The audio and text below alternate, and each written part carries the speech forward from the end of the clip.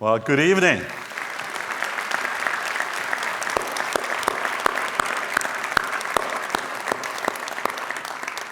Good evening and Boiler Up. I know this is a very exciting special edition of the Presidential Lecture Series, and tonight we welcome back home a very special guest, a Boilermaker legend. And she was here from 95 to 99. She played every single one of the 127 women basketball games here as a starting five and did not miss a single game. And she averaged 17 points per game in 98 to 99 season. She also, together with a great team we had and coach we had, achieved something truly remarkable even to today. A 34-1 record for the season, including the national champion. And so far, to today, the only national title won by any university in the Big Ten Conference. There are many great records and accolades, but please join me to get this going right away to welcome to stage, welcome back home, the legendary Boilermaker and Fever's new head coach, Stephanie White. Thank you, sir. Thank you so much. Thank you. Hey, everybody.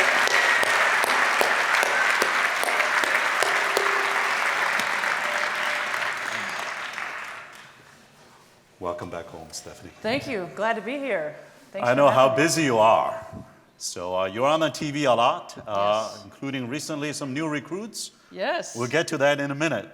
But first, I want to start out by asking you, when you were playing elementary school, middle school, high school, when did you decide that you're going to play women basketball in college? And why Purdue? For example, we've got other universities in this state, in Big Ten. You know, there are lesser places. Well, when did you decide that?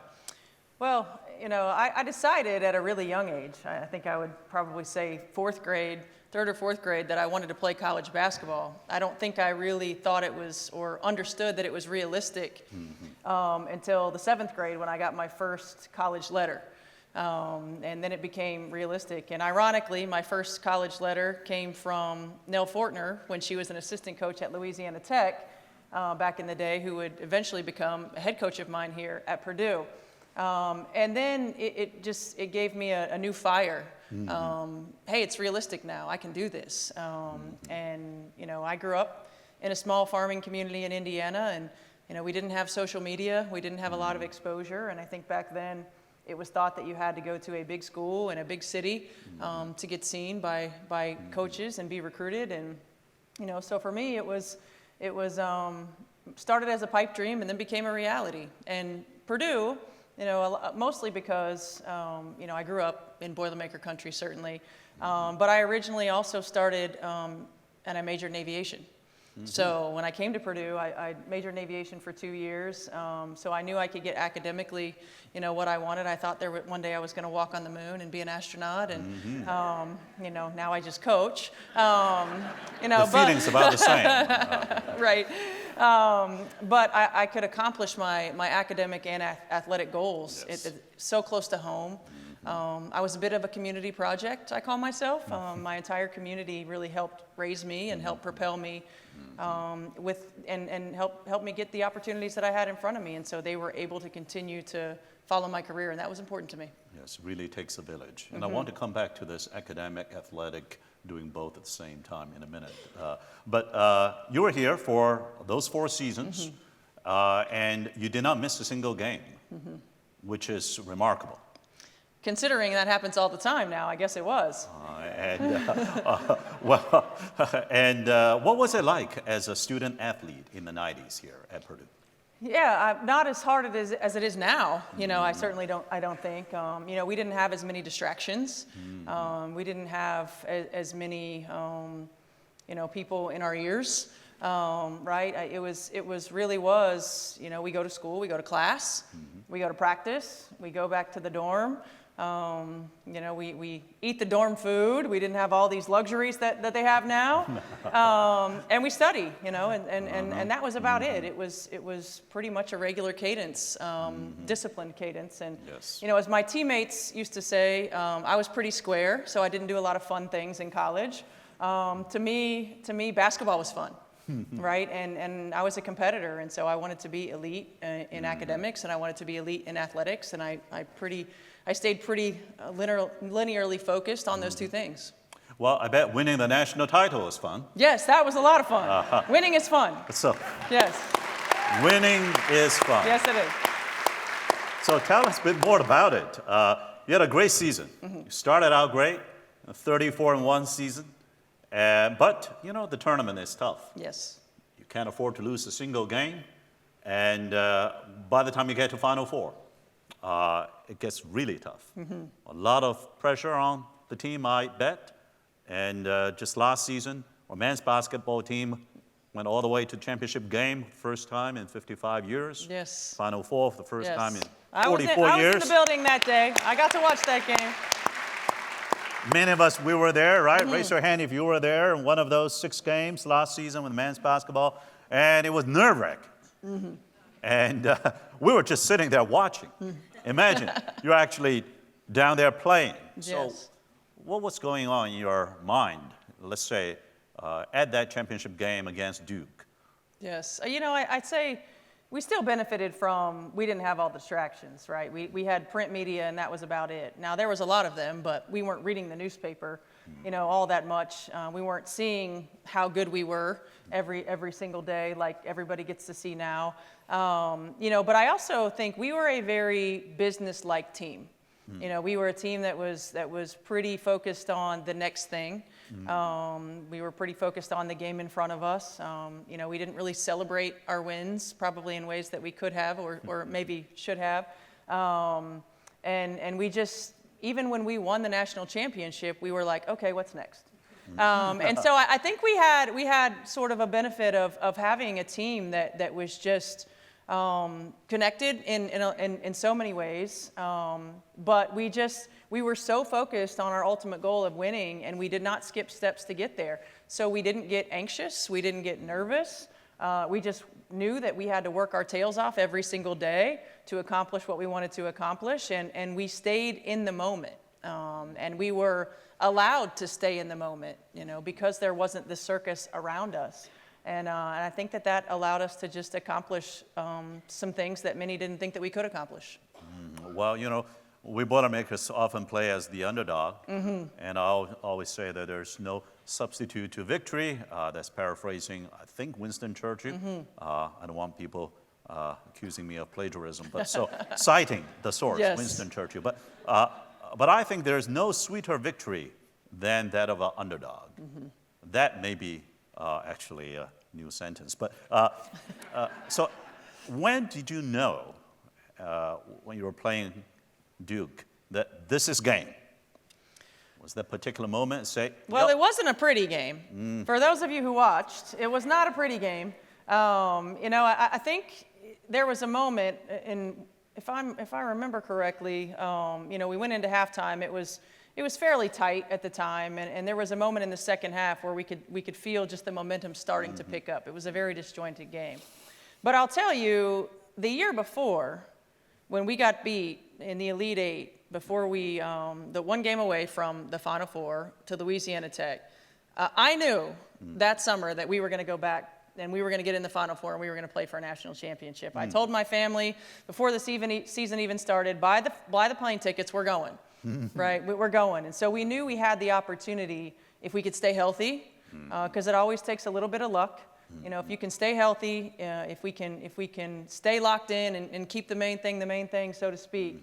But then as we got into that game, and it was very disjointed in the second half, you could start to feel a little bit of momentum going our way, but certainly not until the final buzzer sounded that it was like, okay, we finally did this.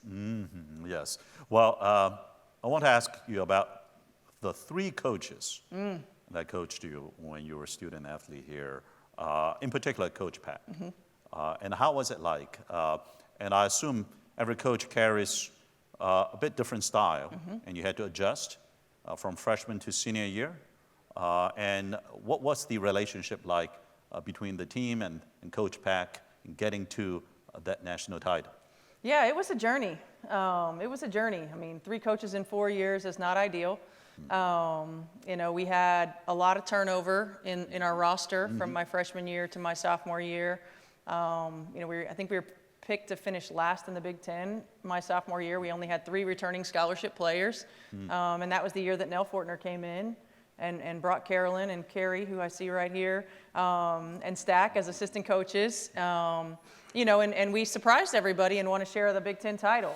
And then continuing to build off that with Coach Peck, you know, our junior year, and then missing out on the Final Four by just, you know, a hair.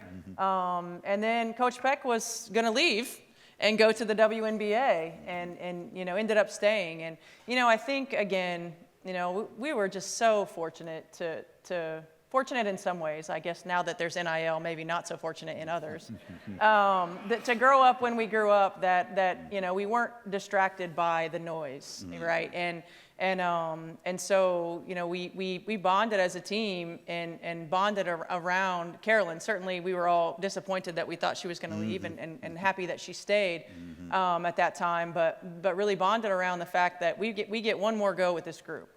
Right, you know, you only ever have one season with the same team, most likely, right? And we get one more opportunity with this group. And, you know, one thing that I learned, you know, from Carolyn, and she was such a great communicator and such a great two-way communicator. You know, oftentimes you see it's like coaches talking at players, and Carolyn was talking to us, with us, and allowing us to talk, you know, and give her feedback as well. And that's one of the things that I've always respected so much, and one of the things that I've carried with me in my coaching journey, because it was so vital to our success, especially when we were going through that questionable time where she was leaving and staying. And, you know, I think the papers called her the lame duck coach. And, you know, our team, we didn't know what was going to happen. Would players want to come and be a part of the program, knowing that the coach wasn't going to be there, and all of those things? She let us be heard. And because of that, and many other reasons, but because of that, you know, we wanted to go out and go out on top for her and for one another. And so it made it really special. Yes. Well, now that you are a coach yourself, been a coach for many years now, including winning the WNBA Coach of the Year 2 years ago. So congratulations on that. Thank you. Thank you. Thank you. That was with a different team, not our home. Yes, sir, yes. But now you're back. Yes. With our home team here in Indianapolis. So, well, tell us a bit more what went on in your conversation with Fever, and what attracted you at the end of last year to decide to come back to Fever as our new head coach? Yeah, I mean, obviously a lot of things. You know, certainly Indiana is my home. It's a franchise that I played for. I was a part of the very first Fever team in the year 2000. I was a part of the very first Fever championship in 2012 as an assistant coach. And then to be able to be a head coach with my home franchise, you know, to be able to have an opportunity to come back was wonderful, because it's coming home, right? I was going to be closer to my family, who was still in Nashville. And then, of course, you know, not just that, but the type of team that we have. I mean, we have generational talent on our team. When you think about Caitlin Clark and Aaliyah Boston, and, you know, what Kelsey Mitchell has done for the franchise in the lowest of lows for the Indiana Fever franchise, and continue to stick with it. I mean, those three, the core three, have so much in front of them. So the opportunity to find success and to build on success with a core group that approaches the game in the way that they do. You know, not everybody's easy to coach. Most great players aren't easy to coach. But when you have your best players that are your hardest workers, it sets the tone for everything that you do. And so for me, the unique opportunity to be able to coach those three in my home state with a franchise that I love, that's really a part of my DNA, it was a no-brainer. I didn't have to think very long. Well, we are so excited that you are back, and we can't wait for the new season. You think it's going to be a good season? It should be a good season. It's shaping up to be a good team, so we're really excited about the pieces that we've added and looking forward to getting into training camp and getting started. Yes, you know, the first game for this season is also one of the commencement days here at Purdue, so I won't be able to go there. I will have to graduate students. But you all should go there. You should go down to Cambridge. Now, you were 22 when you were here. Yes. And Caitlin Clark was 22. Is Caitlin Clark easy to coach?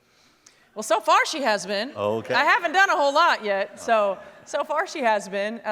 You know, most great players want to be coached, right? They want to be challenged. They want to continue to be pushed outside their comfort zone because they want to be the greatest that's ever played. And, you know, I think, you know, I don't want to put words in Caitlin Clark's mouth, but when you have somebody who works like she works on a daily basis, that is a perfectionist, that does things at such an elite level, they want to be the best. And so for me, having a player like that, and you know, I've only worked out with her in the gym, you know, a handful of times, but I compare her work ethic to the only other player who I've seen that works like this is Tamika Catchings, who is the all-time greatest, right? Like one of the all-time greatest. And when you have a combination of talent and work ethic and drive to be great, I mean, there's just so much that you can accomplish. And then you surround that, you know, with great talent around her and her humility as a person. I mean, she's a great teammate. She's great with the media. You know, she understands the big picture. I'm really excited about the opportunity to get in game situations and get into the season. Because just talking basketball with her has been a lot of fun. Yes. Well, she's under a lot of stress all the time. Yes. Yes, she is. And, you know, when I watch basketball or play basketball with our son, who's playing in middle school here, and I always say that, look, you know, at that level, it's all here now. How can you handle the stress at that moment? You know the world is watching you. Yes. Can you make that three? Can you make that free throw? Can you make that buzzer beater? Now, I also know that even for those who may not have appreciated basketball or women basketball before, now they all want to watch Caitlin Clark, right? Yes, they do. In fact, in Mackey Arena, I know our youngest, she was a little bit upset. Just Caitlin Clark. I said, well, what's up? We all love Caitlin Clark. She says, well, and when I was playing here, this is about 2 years ago, half of the stadium was cheering for Caitlin Clark. I say, that's not right. We should only be cheering for gold and black here. That happened to us in Connecticut as well, yes. And I watched some of the Pacers and the Fevers game in Cambridge, and, you know, it's like, doesn't matter. We're like 20 points behind. Well, doesn't matter. Caitlin Clark made a three, so, you know. Now, but it takes the whole team. Yes. And does this introduce complexity in how you recruit and coach others?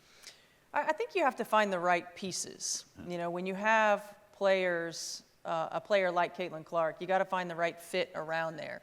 And, you know, for us, a priority was to find veterans because we have young, inexperienced talent who want to be great. And you found some. Yes, and we found some who want to be successful, but there's no substitute for experience. And so finding experienced players who fit the way that we want to play, who understand that our big three are our big three, and who aren't afraid of that, who embrace that, who want to lead by example every single day, and who want to win, who want to compete. Like winning is hard. Winning is hard, and you do have to get a little bit lucky.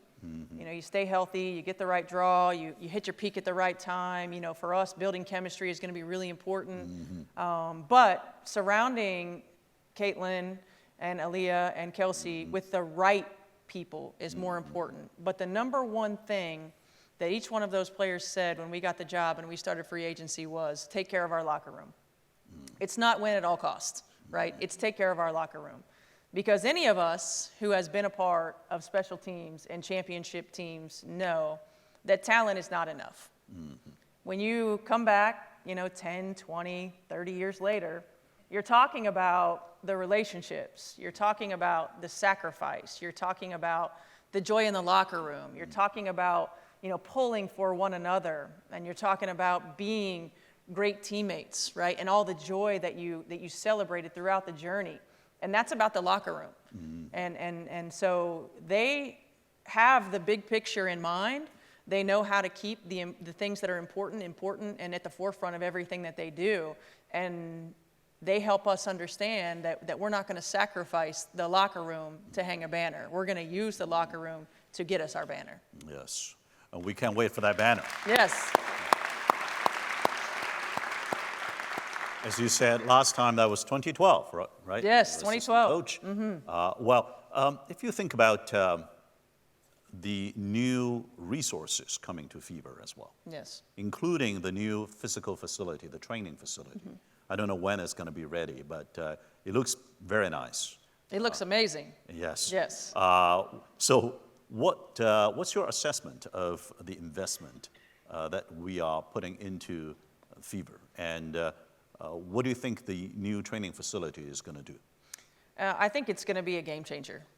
Certainly for those of us who have been around forever, not just with the Fever, but with women's sports in general, we say it's about time, right? Like, it's about time. This is just like anything, right? You have to invest to get a return.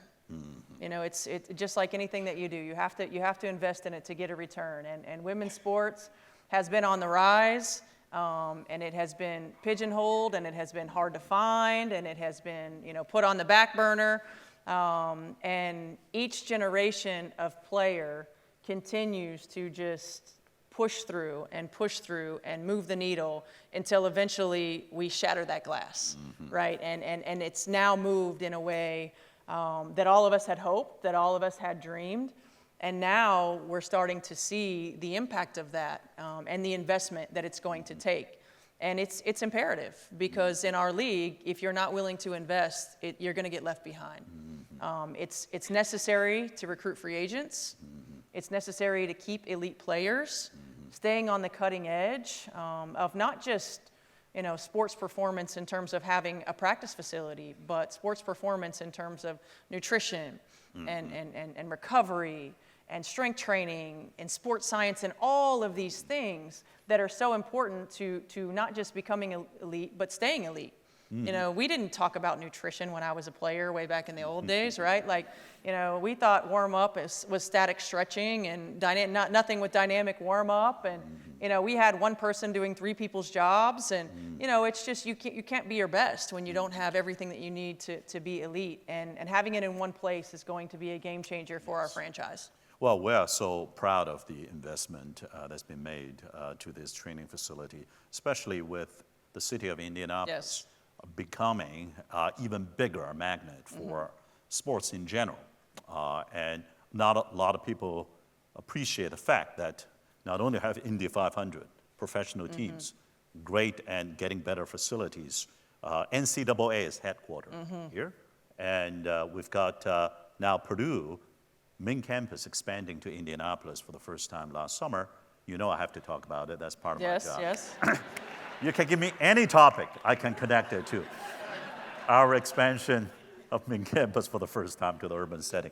But part of what we try to do there is to work very closely with Indiana Sports Corps, with the professional teams, and also with our new degree programs, including sports management program, sports engineering center. Yes. I'm very proud of our relationship with the whole ecosystem. They want to grow that together. Now, let's talk a bit about WNBA, our women professional sports, and I want to come back to college as well. But do you indeed feel that this is a very exciting moment? Because it feels like that WNBA is finally getting the recognition and the branding and the visibility and the TV rating that it has always deserved. It is. It's an exciting time.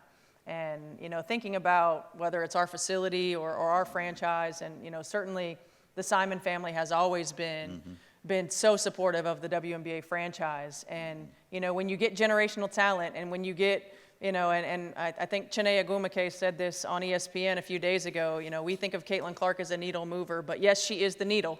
and that was Chineye Ogwumike's quote, she is the needle, which and it is true. I mean, it is now the epicenter of women's sports.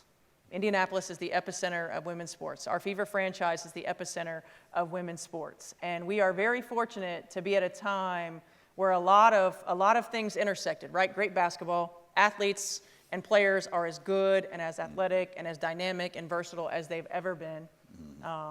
People are watching. We benefited, the WNBA benefited, I feel like, when we were all stuck at home during COVID, because you weren't out doing things in the summertime, right? Now you were watching sports in the bubble, in a way that oftentimes we wouldn't be in the summer. We'd be out enjoying the weather and we'd be doing other things. And then you get elite talent like Caitlin Clark, and you get elite players like she and Angel Reese, and now Juju Watkins coming behind, right? And you get elite players that communicate and engage with fans on social media, and that just continues to grow fan base. And so there's the intersection of all these things, and now we're at a point where women's basketball in particular, in the WNBA, are exploding and are a place that we have always thought we deserve to be. Yes. And I'm so fortunate to just still be able to be a small part of that and to enjoy this ride. It is exciting time. Yes. Now, in terms of intercollegiate athletics, Yes. this happens to be the 50th anniversary of women's teams at Purdue. Basketball, Yes. track and field, swimming, diving, volleyball, golf, tennis. If I didn't misremember, those were the first 6 women's Division I teams that we had after Title IX. And we're celebrating half a century of the hard work by all the staff and student athletes. So what's your assessment of where intercollegiate women's sports are going? Yeah, well, first, I'd be remiss if we didn't give Birch Bayh a big round of applause, right? I mean, I'm not sitting up here without Birch Bayh, and of course we take a lot of pride in that, being from Indiana, and Title IX and the opportunities that have been presented to us because of that and because of him leading that charge. We've come a long way. I remember Lynn Dunn, sitting there telling us stories of her driving the station wagon with players in the back and having to do the laundry at her house, and to where we are now, selling out 17,000, 18,000 seat arenas. I'm happy that she's still a part of it, to see that as well. And sitting in tables with her and Pat Summitt and Sylvia Hatchell and all the legendary coaches, listening to their stories. And because we are standing on the shoulders of these women, and the women who played before us, the Nancy Liebermans, the Cheryl Millers, right, that laid the foundation. And of course I'm missing so many people, right, but that laid the foundation for us to be able to do what we do today. And a lot of them can see the benefits of it. A lot of them cannot. The great Ann Donovan, who was a coach of mine in Indiana with the Indiana Fever as well. It's pretty remarkable, where we are. And as far as collegiate athletics, it's a time right now. I'm not sure how I feel about where we are in collegiate athletics. It's a time right now. There are a lot of dynamic things that are happening.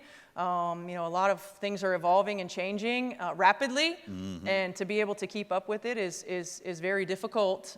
So I don't envy the job that any college coach has right now. But I can tell you that as female athletes and thinking about 50 years of women's athletics at Purdue, there's no better time to be a woman in sport. And there's no better time for all of these young girls and boys who are seeing on television every day women being elite in everything that they do. I have 4 boys and a blended family, and when they get to come to our practices and our games, and they choose to wear our WNBA jerseys instead of NBA jerseys, when they say they're shooting like Alyssa Thomas or Caitlin Clark instead of Steph Curry or LeBron James, I just think that is an incredible, incredible time for us to be living in, and what great lessons that we are all learning from these incredible athletes, and we just continue to pour into them and continue to pour into women's sports. Yes. Well, Curry's okay with three-pointers Yes, too. yes, he is. He's all right. I don't mind him saying that one either, but But Caitlin Clark is fantastic. Now, you mentioned college athletics, and maybe we deep dive a little bit. So there are, I don't know where to start, many different challenges and changes coming up. There's the conference realignment. So now Big Ten is Big 18. yes, So it's confusing. It was 10 and 14, 16, 18. Yes, so yeah. At least it's even number. Then we've got. we couldn't figure out the 8 in there like we had the old 11 in the Big Ten. Yes. Well, we'll have to see where we are with the Power 4 now, right? And then there's the betting. Some are illegal. Some are legal permitted. Yes. And we collected data. So the Big 10, Big 18 collected data. It's mind-boggling. Yes. Amount of money that just that you can count, let alone those that you don't know. It puts a huge amount of stress Yes. on student athletes, and there's a lot of issues when people are betting literally on making that three, right? Yes. Or literally making, missing a free throw and so on. And this is a huge problem. We'll come back to the mental health in general in a minute too. I'd love to Yes. hear your thoughts. And then, of course, there's transfer portal. There's NIL. Yes. And then there is the house settlement. So I guess we've got a few That's things enough, going right? on. That's enough. All right, let's just stop there. All right, the 5 things. All right. So pick any favorite topic of yours and tell us, what would you like to see? Well, I think it's really difficult when you open the floodgates because you really can't bring it back, right? I don't think it was, I think the intention was pure. I don't think it was well thought out in terms of how you're going to map it out and how you navigate it. Do I believe that student athletes should have some money? Yes, of course I do. Yes, of course I do. What that looks like, I think, is different for everybody. I don't think that the model that we have right now is sustainable. I fear that we will lose sports. I fear that there will be, many universities and colleges that can't afford to keep up. And then their sports are going to become intramural. And there are student athletes who depend on these scholarships to go to college. Because it's no longer about the student athlete. You can't tell me that having UCLA and USC come to the Big Ten is about the student athlete. You can't tell me that having Stanford and Cal go to the ACC and travel 21,000 miles throughout the course of the season is about the student athlete. Now, we could get into the football autonomy and all that, and get into all that all day. That could be a much deeper conversation. I don't know that there's a fair and equitable way to do it. I wish that it was more thought out.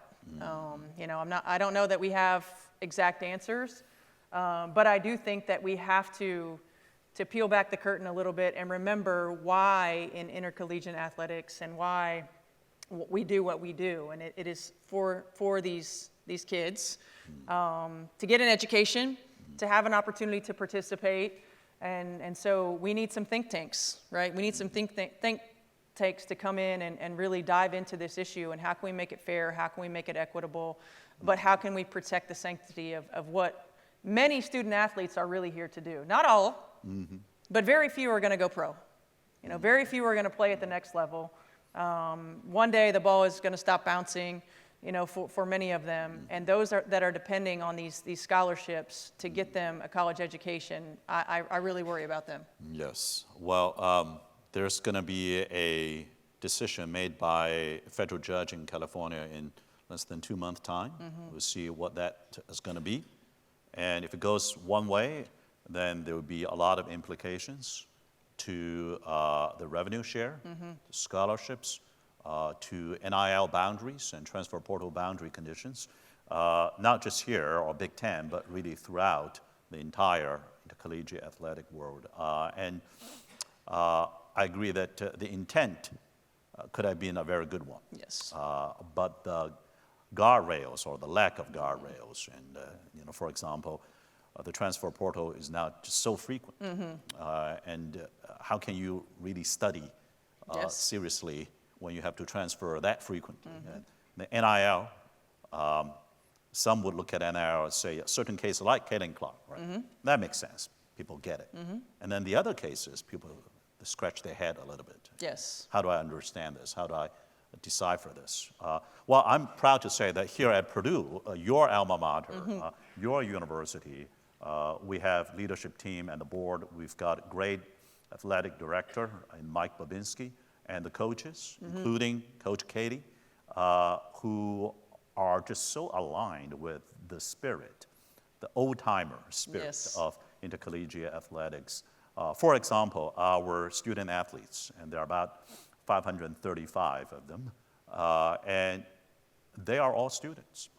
In fact, we're very proud of the fact that their GPA is virtually not distinguishable from campus as a whole. I think some semesters is a little higher because of the disciplines that these student athletes have acquired, and they work so hard 24/7. And also our graduation rate, the student athletes, stands higher than I know for sure than the university average at a little above 90% and 100% both last year and this year placement rate of those graduating student athletes into their desired careers.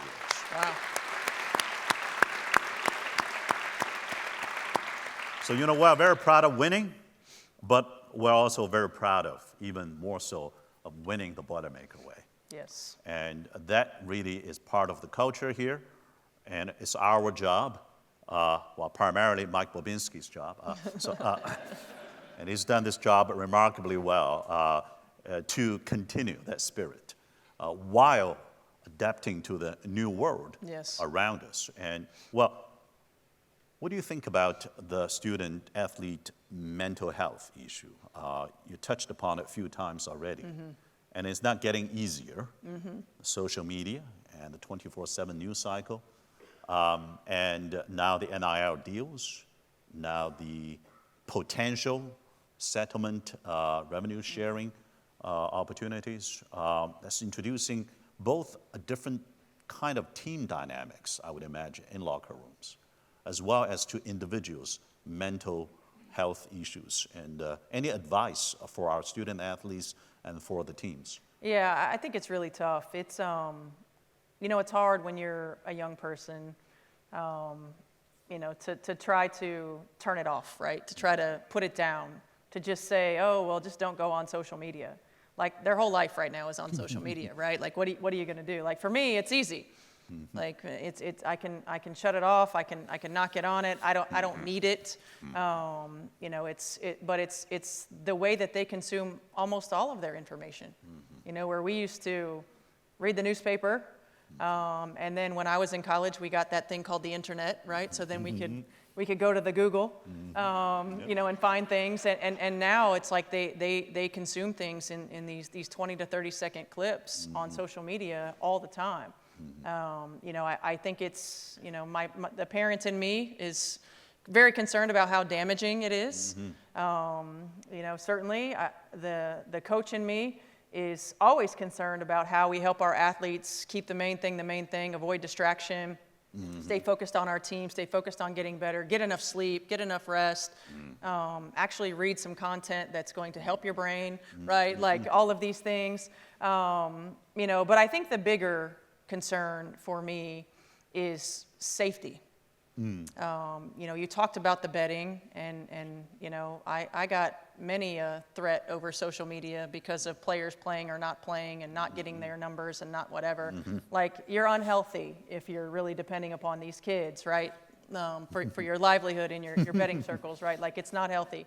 But these kids are hearing that. You know, it used to be fans in the stands and the chants and the, you know, all of those things, and now it's hatred and vitriol on social media. And, you know, again, you know, I always challenge fans to maintain perspective. Like, they're kids.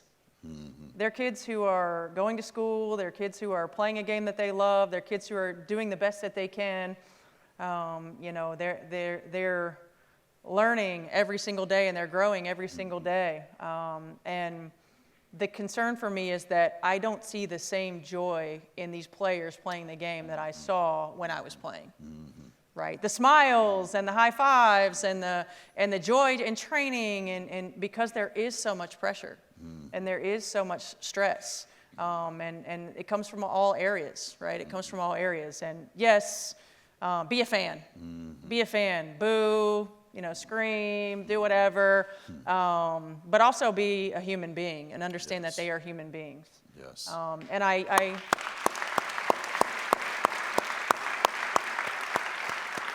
I often use being a fan in the stands with my children as opportunity to try to help them understand, like, see that guy right there? Sorry, there are plenty of women that are doing it too. See those people right there?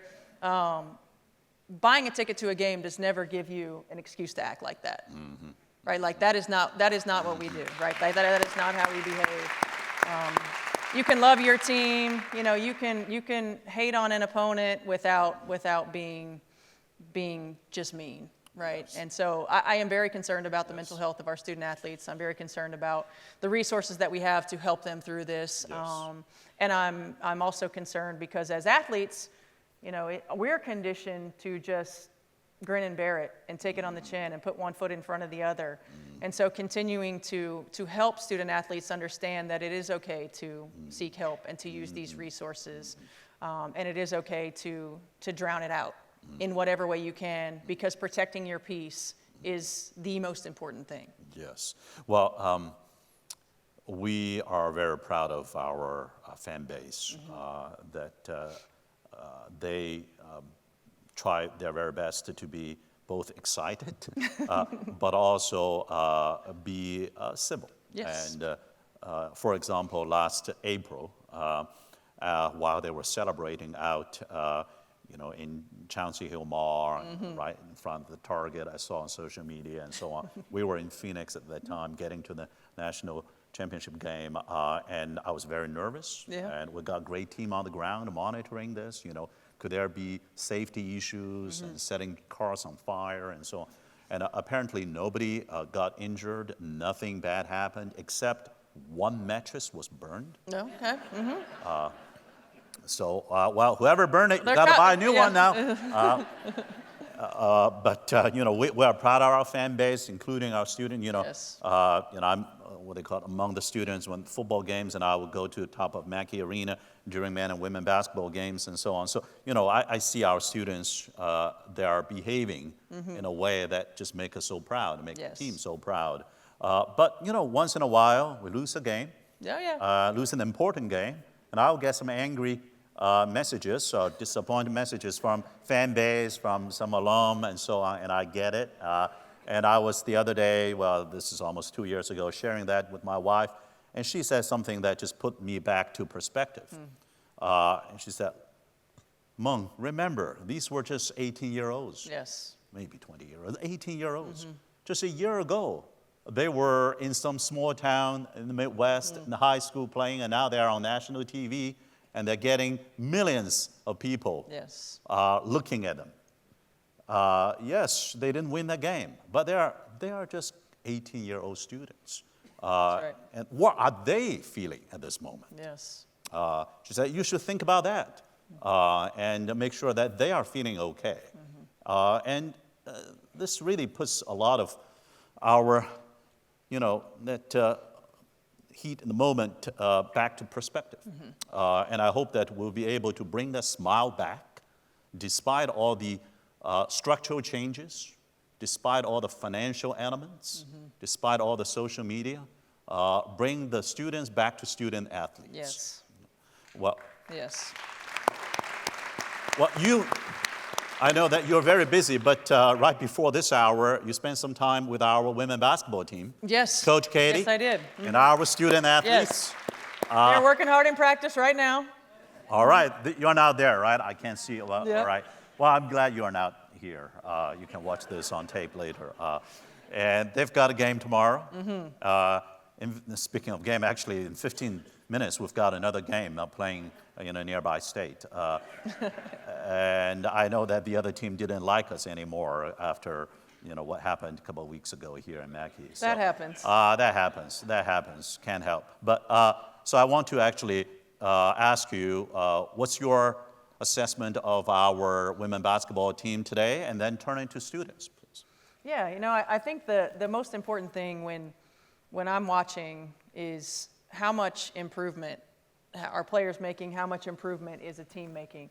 It's really hard right now in this era of NIL, especially when you've got players that are, and I cannot blame these kids one bit, when you've got kids that are making decisions every day, based on how much money they're going to get, quite frankly. And, when you know that you're not going to go play professionally, every bit of that money is important, every bit. So it is incredibly difficult to balance the dynamics of everything that need to be balanced in college athletics. So when I'm watching games, even when I'm watching games as a commentator, and it's are these players are improving? Is this team getting better? Are they playing hard? Are they for one another? I think Katie does an outstanding job. She is fiery, she is competitive. She does a great job of putting her teams in positions to be successful. And at the end of the day, then it's players making plays, just like any sport and any coaching. And so I commend Katie and the job that she and her staff are doing. It's chipping away. It's chipping away. And in this age of all these things that are going on, sometimes the discrepancy gets so big that we have to keep, again, perspective in that it's one step at a time, 1 year at a time, one class at a time, and trying to narrow the gap. I think gone are the days, unless you're paying these players a lot of money, right? Gone are the days where you're going to see instant results immediately. And if you do, it is not going to be sustained. It is not going to be sustained. So I really commend Katie and her staff on the job that they're doing, and these players, and continuing to get better and grow every day and show an improvement. And playing hard and competing and getting better. Thank you for your encouragement. Now, student questions, please. Hi, Coach White. Nice to speak with you tonight. Thank you so much for the opportunity to be here and come back to such a special place like Purdue University. I know we're very happy to have you. Thank you. My name is Brooke Weinrich. I am a current junior in communications here at the university. I am a student intern with our strategic communications department in athletics as well. And I just had a question for you tonight. How do you personally handle the pressure and stay grounded while making tough decisions in such a competitive environment?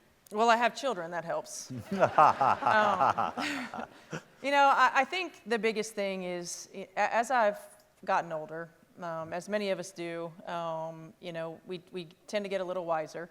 And I think just maintain perspective. Like, look, I get to coach a kid's game every day.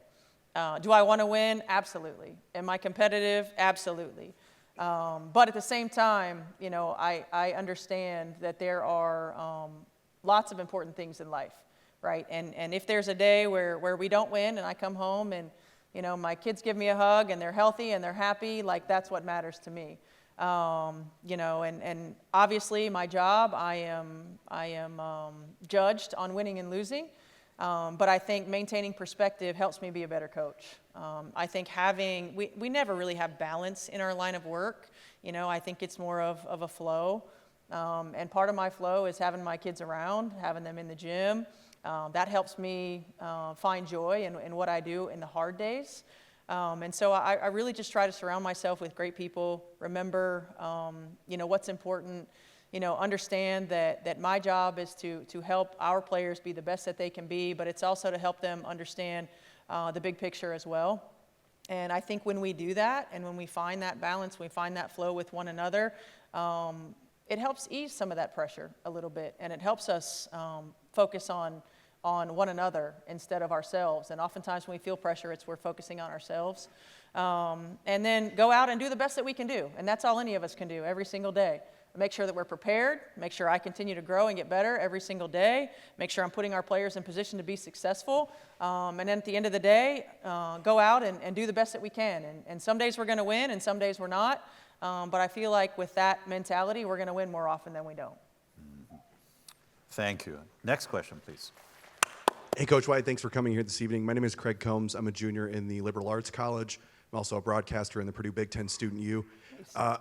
Just wanted you to touch on in a second here. How has your Purdue degree and experiences here at Purdue assisted you in your professional life? Yeah, you know, it's I started in aviation, and then I changed to communications.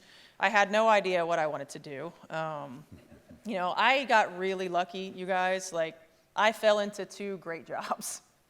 You know, right time, right place. You know, playing basketball, I probably have always had a coach's mind. I never really wanted the coach's hours. But I'll never forget the first time I stepped on the floor as an assistant coach and just realized that this was exactly what I was meant to do. And I think the lessons that you learn, you know, through the course of your academic career at Purdue, I mean, it's discipline, right? This is one of the elite institutions in the world, right? It's discipline, it's being prepared, it's making sure that, you know, every single day you prioritize what's important. And yes, some people have fun in college. I did not, but some people have fun in college. I have that fun now. But again, you know, keep in perspective on what's important. You know, making sure, you know, we had tremendous professors and advisors that helped me navigate. I had no idea what I wanted to do. That helped me navigate the rigors of being a college athlete. I think it helped being a college athlete because I had to be so structured and disciplined. I don't know if being a normal student would have been good for me, right? Like, you have a lot of free time, and so you have to be incredibly self-disciplined. But more than anything, the connections that you make with the people here, the connections that you make, the network that you build, has helped me immensely, from coaching and finding jobs in coaching to falling into television, and a Purdue alum, Leon Schweier, rest his soul, Leon hired me at the Big Ten Network. I don't even remember what year that was, but whatever year the Big Ten Network started, I was living in Chicago, coaching with the Chicago Sky. I was an assistant coach, and I always did our pregame and postgame interviews, and a guy by the name of Eric Collins, who was the play-by-play analyst there, now he's with the Charlotte Hornets, asked me if I'd ever thought about working in television, and I was like, no, I'm coaching. Like, why would I do that? And he said, well, the Big Ten Network is starting here in Chicago. It's run by a Purdue guy. You should probably have lunch with him. And so gave me his number, and I called Leon, and Leon, being the Purdue guy that he is, said, sure, we'll come have lunch. And we talked about an opportunity for me to work in television. And, you know, what started out as, let's give you 5 or 6 games and see how it goes, turned into 50 events my first year. And now probably, you know, whatever, 13, 14, 15 years working in television. But it was the Purdue connection that got me in the door. And so just, you know, taking names and going to as many networking events as you can, and making sure that you're locked into everything that you can accomplish here academically and socially, you know, and my favorite phrase, keeping the main thing, right? Because one day, those connections are going to pay dividends and put you in positions that you have to be ready to take advantage of. And so another phrase we use in basketball, stay ready so you don't have to get ready, right? One more question, please. Hi, thank you so much for being here, and thank you so much for such a great session. My name is Sydney Case. I'm a senior in hospitality and tourism management, and I also am a women's basketball manager here, and I work in the event management department as an intern in the athletics department. And I was wondering, what specific values or principles do you prioritize in in building a strong, unified team, and how do you ensure that culture is upheld throughout the season? Yeah, it's tough sometimes to uphold it during the season because you go through so many highs and lows. You know, I think the biggest thing I've learned is you gotta confront the elephant in the room always, right? You can't let things fester. You can't be afraid of difficult conversations. You got to make sure to lead in that way. You got to be able to hear hard truths, you know, as a leader, and you got to be able to tell hard truths as a leader.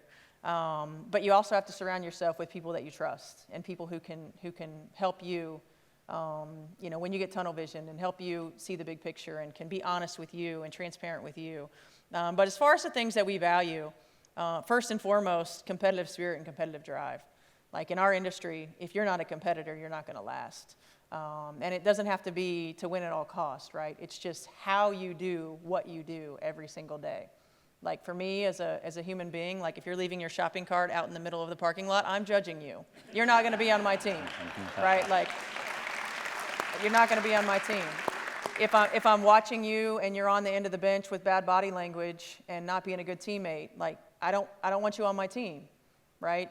It's not really about how many points you score. It's not about, all the stats and the numbers and the figures. It's, are you giving everything that you have every day? And it's about being a good human being. Are you a good teammate? Are you helping your teammates up? Are you a good sport? Are you shaking the hands of the opponent? All of those intangible things. Are you looking people in the eye when they're talking to you? How are you being coached? Can you take coaching? All of those things. And, oftentimes we talk about, there are certain program kids that you want to be a part of your team because they've been challenged, they've been coached, that they understand the bigger picture, how to be a part of a team. That they understand that sometimes it might be their day, sometimes it might not, and they're going to still be great teammates. They're going to still continue to work and grow. And then there are other players who come from programs that you don't necessarily trust that happens. So we have to do our homework. We have to do interviews, see how they answer questions. One of my first questions is always, do you love the game of basketball? If you don't love the game of basketball, you're probably not going to last very long.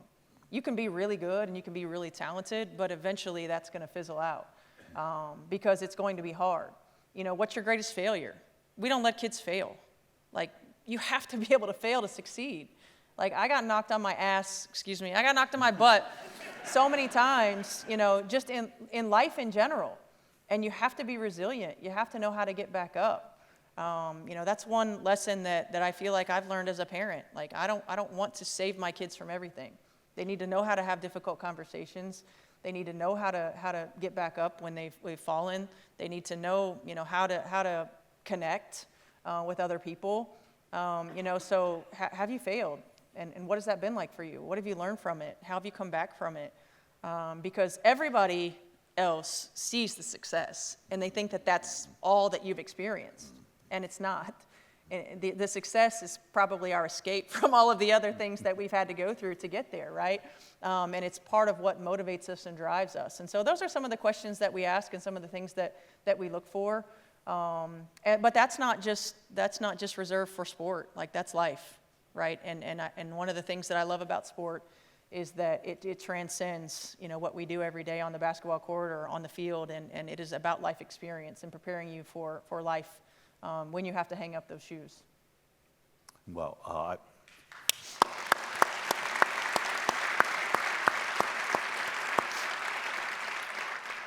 want to ask you, Stephanie, a question I ask every speaker at the Presidential Lecture Series. Usually I reserve it as one of the last questions. What was the most stressful moment in your professional life? The most stressful moment in my professional life was getting fired. I mean, honestly, it's it's one of those things that when you're a coach, like you take a job to get fired essentially, but it's very difficult to handle when it happens. It's one of those that you have to learn how to fail forward. And in fact, I'll never forget, because the day after I got fired, I was supposed to do a Zoom speaking event because we were still working our way out of COVID, right? And the person who was heading up the event hit me up and she was like, "You don't have to do this if you don't want to." And I was like, well, what kind of lesson would that be if I just dodged an event because I lost my job? Like, I'm still here, I'm still healthy, I still have a great family. I just professionally had a setback. And it is hard because it's humbling, it's humiliating. You question, I think, a lot of things. But at the end of the day, it also gives you an opportunity to recalibrate.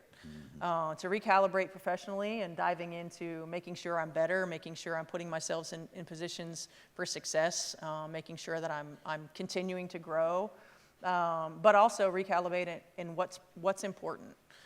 Because oftentimes in sport especially, but probably in any job, we do get tunnel vision on the wins and losses, and we do get tunnel vision on the successes and the failures. And oftentimes we need that kick in the butt, right? Or that setback or that failure to help us recalibrate and remember what's important, and then to help us realize and understand how we continue to fill our cup while we're working our way through it, and while we're continuing to be resilient and doing the things that we ask young people to do every single day. Well, you stand up right back where you fell. And, people ask, why did you say that this university is going to invest in athletics, continue to do so, and perhaps do so more than ever before? Well, part of that is we are in that unique intersection. If you look at Power 4 plus Notre Dame, let's say, and they're in our home state, so we have to be nice to them. And it's a great school, it's great teams. Yes. And then intersect that with the, say, top 50 U.S. News undergrad college ranking. Intersect that with research R1 AAU universities. Guess what is the intersection of the three? Well, there are only 21 such universities, public or private, in the United States. And Purdue, we are one of those 21. This is part of our identity. Well, another reason is that the world is changing, whether you like it or not, in intercollegiate athletics. Or we all wish we could have the magic wand and then somehow rearrange everything. But we have to keep supporting our coaches, staff, teams, most importantly, student athletes. But also there's another reason. And listening to you, Stephanie, just makes me reflect upon that even further. And that is because sports transcends, indeed, so many things. And when done in the right way, sports moves people. Yes. Recently I got interviewed and recruited onto the board of the U.S. Olympics Paralympics Committee, and people were thoroughly surprised, my family particularly, because they thought, what kind of mistakes did they make here? And Dad, you, Olympic, athletics, no, there's no connection whatsoever. I know how you shoot the ball. I said, look, they were looking for the least athletic person in the United States. I was one of the three. And during those conversations, I said, it's because I believe in this mission that sports, in particular intercollegiate athletics, it moves people, right? We know the students, athletes, they train and compete like no one else. And we, watching them, we laugh and we jump and we weep like nothing else could move us. But the best part is that college athletics, because of the student athletes, they motivate and inspire all of us. So despite everything that's going to happen in college athletics, this university, your alma mater, Purdue University, will always put that smile back on our faces and put that inspiration back to college athletics. And to whatever degree that we can, we're going to stay true to that spirit so that 25 years later, 250 years later, the next generations, like all of us, will continue to be inspired by student athletes. Boiler up to all of you, and thank you so much. Boilermaker. Thank you. Thank Stephanie you. White. Thank you so much. Thank you. Thank you. Appreciate it very much. Thank you. Thank you so much. Thank you. So proud of you. Thank you.